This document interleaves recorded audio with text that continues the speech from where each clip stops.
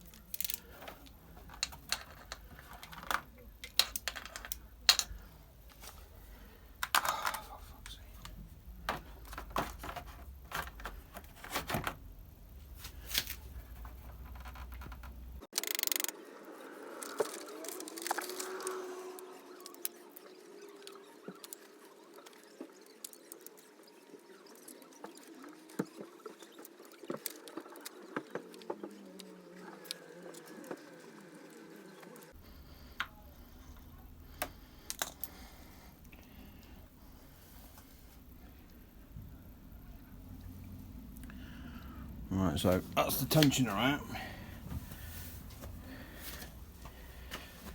We'll get the other one in, and then we'll check to see how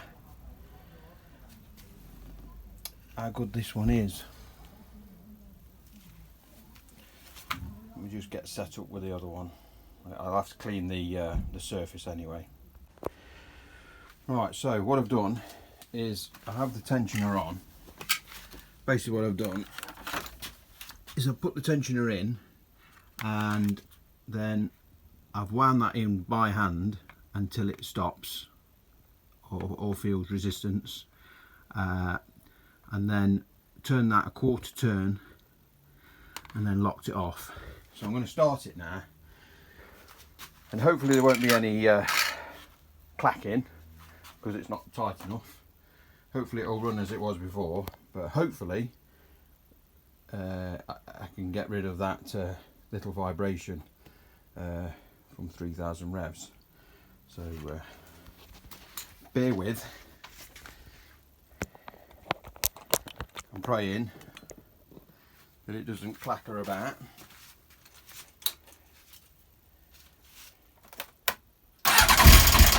Ooh, that's not good, is it?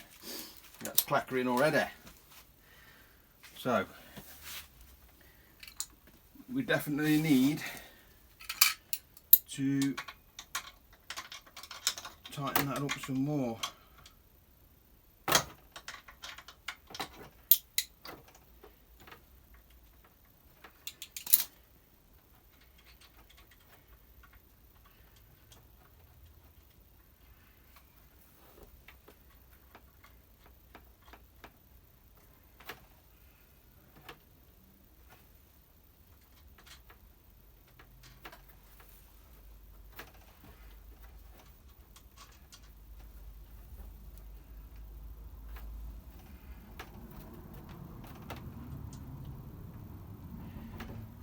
So let's do that again.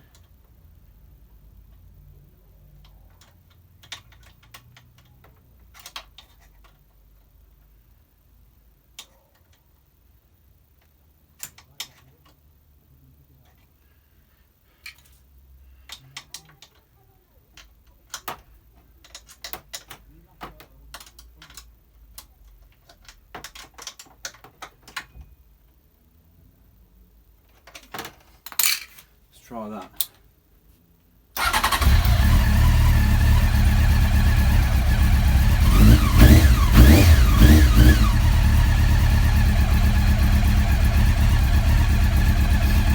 Right, so that's what I wanted to hear, because that sounds exactly how it did before. All I need to do now is test whether it rattles at 3000 revs, but I'm not going to be able to do that on camera, but I'll be back to you in a mo. Right. So that confirms that it's not the tensioner that's the issue, because it's still doing it.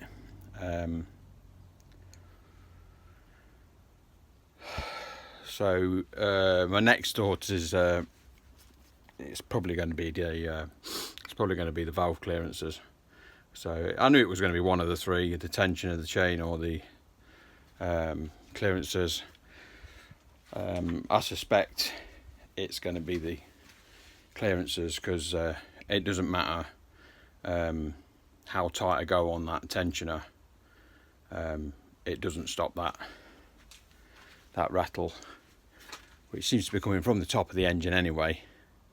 And with my helmet off, it seems to be coming more from my left as I'm sitting on the bike rather than the cam chain side. So I'm not going to bother putting the automatic tensioner back in at the minute. I'll put some Loctite on the manual one and leave that in for now, because it doesn't matter whether it's in there anyway. So yeah, I'm chopping my head off. So yeah, it's pretty warm today. So yeah, another, well, it's not, I won't say another unsuccessful video, but it is an unsuccessful video. But these things happen, don't they? You know, unless you mess about and fiddle, try things, you're never going to know. So at least I've eliminated the tensioner. So anyway, I'm going to leave this one for here for now. Don't forget to like and subscribe. We'll see you next time. Hopefully with the 7, well, I say hopefully, it should be with the 7R, because I'm not going to do any more on that the CBR. I mean, I have got a new set of clocks.